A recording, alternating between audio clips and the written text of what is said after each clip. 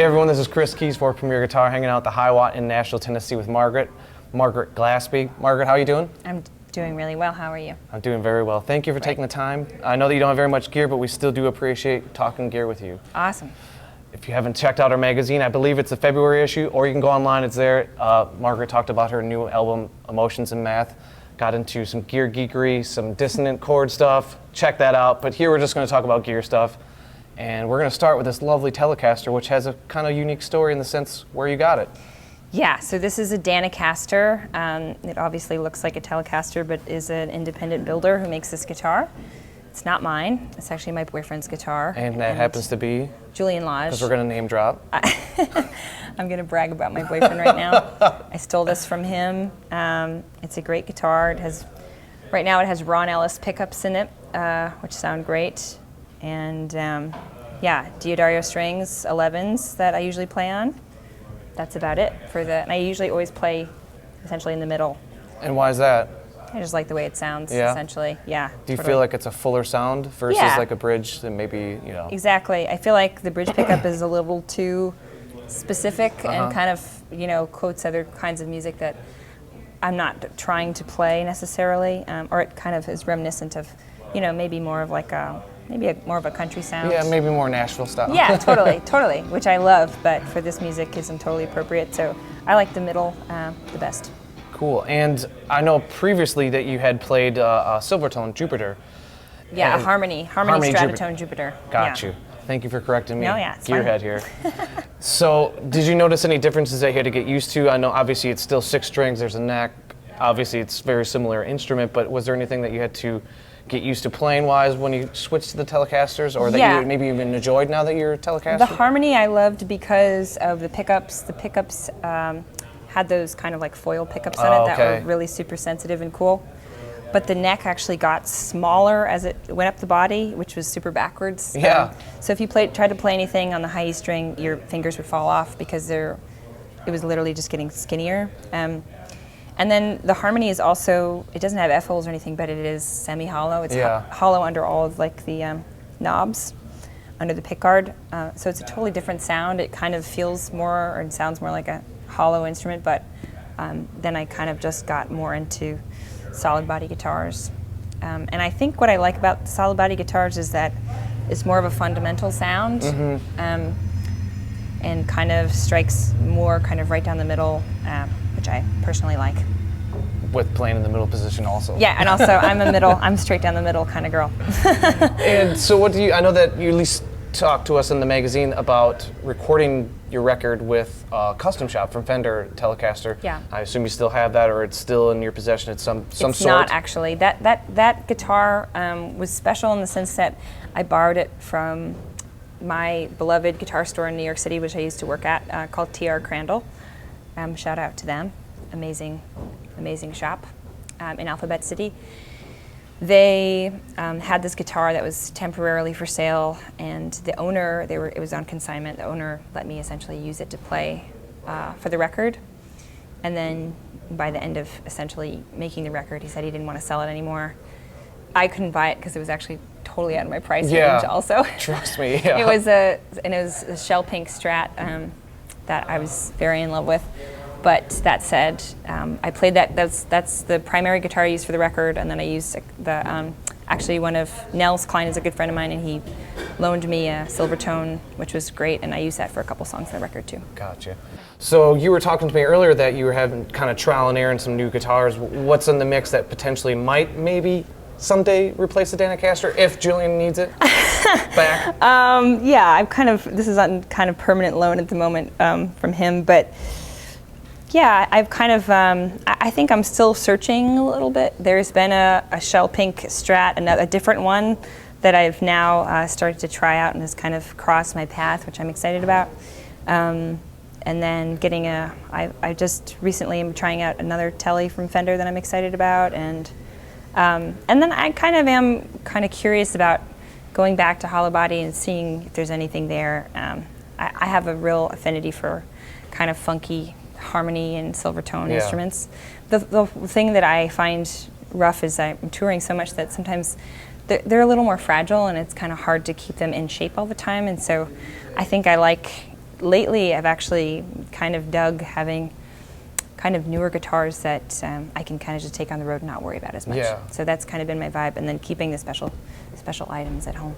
And this one, you don't even have a backup, so it's like if your string breaks, this is the one you got. This is it. I think I'm into minimal vibes for sure.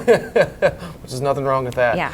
And 11s, is that something you kind of play across the board, or like with the Harmony? Or Yeah, totally. I've always kind of just played 11s. That's always what's felt good on my hands, and I feel like, yeah, I've always liked the sound of them. Also, it just kind of works for me. Before we move on to your expansive pedalboard, what about guitar picks? What are you using there? Extra heavy, usually. Extra heavies, yeah. And sometimes I'll use heavy, or like 1.25 essentially is the gauge, I suppose, of the pick that I often use, which is pretty thick. But yeah, what do you prefer that versus the, you know? I think sometimes, I mean, at least in my experience, when I'm using thinner picks, I can kind of hear it, like, it feels like I can kind of hear it flapping around. Yeah, like the thwap. And I really don't like that sound. So I like having something real fundamental that I can just kind of, you know, play on that doesn't feel like it's giving me any give. I want to be able to rely on it at all times. Probably because I don't know, that's probably because of my lack of technique or something like that. But that it is what it is at this point. But it's your technique. That's what true. makes it independent to you. Yeah. And let's move to the pedalboard, because that's a lot more comprehensive, or I guess a lot more to talk about than the amp we got behind us. So Yeah. you got 3 pedals. Yes. And I'm only really plugged into 2 at the moment. Sometimes I Spoiler. use. I know it's pretty minimal down there. But there is. I've actually started to use the vibrato pedal for this amp too, which I know you can just use it on the amp itself. The pedal seems almost like a, you know, an extra little toy or something. Yeah. But it's actually worked its way into a few of my songs where using the pedal. Which is ones are those really getting great. creeped in on? Those are brand new songs that I haven't actually recorded yet. Really? So yeah, you're So just the next gonna have album to might wait. have some tremolo on Yeah, it. exactly. Maybe. I don't really know. But so that's kind of been an addition to my pedal board, even though it's not on the board. I just keep it near my board. But and then a tuner. Because you have to be in tune, Because I have to tune, I suppose.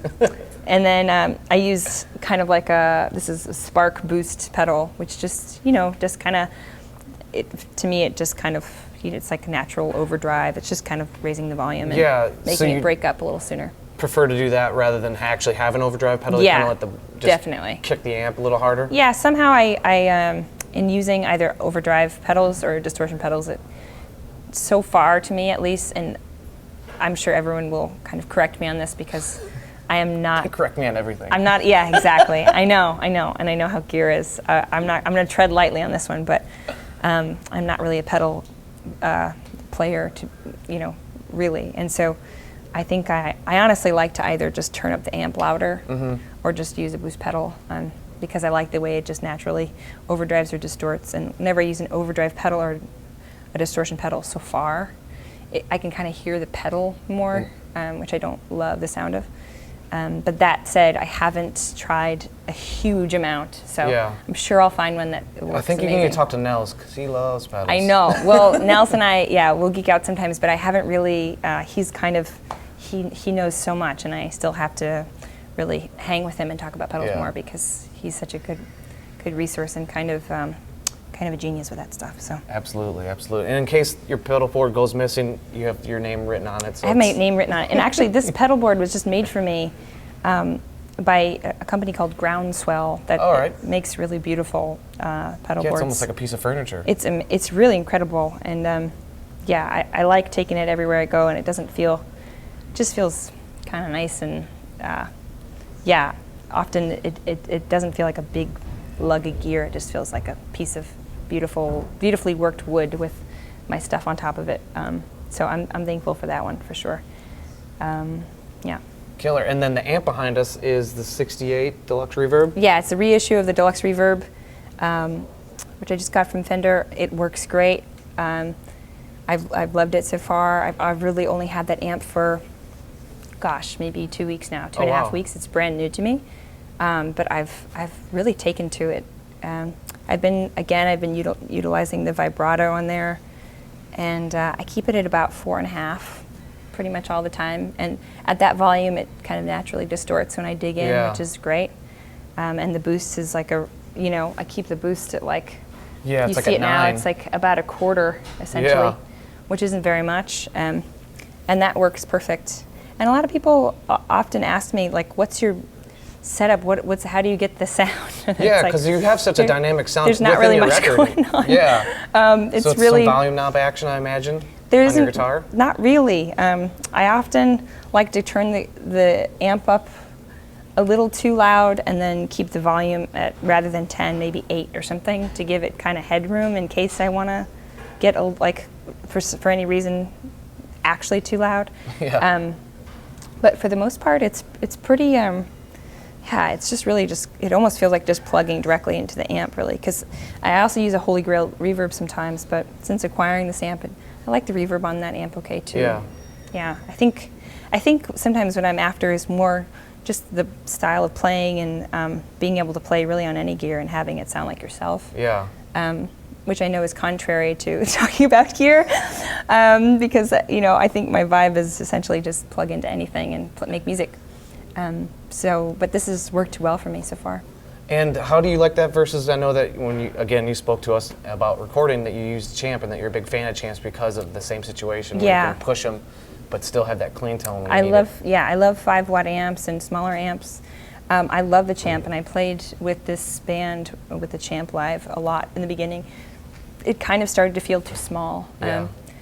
And this feels better and kind of more supportive. But on my record, I reamped pretty much all the all the guitar through the Champ, which I kind of view the Champ sometimes as like a pedal, where you're just kind of running everything through it, because I just think it sounds gorgeous. My boyfriend Julian uses the Champ for his band pretty much exclusively, and that works a little bit better for him because he's playing a lot quieter. Yeah. And for me, I feel like our style of playing, it needs a little bit more volume, and so I've stopped touring with that. And it's a very precious amp. It's old, and it likes to fall apart at different times. I've messed up the speaker 2 or 3 times, so flying with it is a little bit of a bummer sometimes. We don't want to have any issues with Yeah, that. totally. It's a special amp, so I like to this one's been great. Cool. Yeah. We'll keep that at home so you can keep making great records. I know, going yeah, forward. that's more of a studio item for me. Great. Margaret, well, we appreciate it. Everyone here at Premier Guitar is a big fan, so appreciate you talking to us. Thank you so much. I appreciate talking it. gear. Yeah. This is Chris Kies, Nashville, Tennessee. Another Rig Rundown. Don't forget to sign up for PG Perks, your all-access pass to exclusive gear giveaways and discounts on PremierGuitar.com.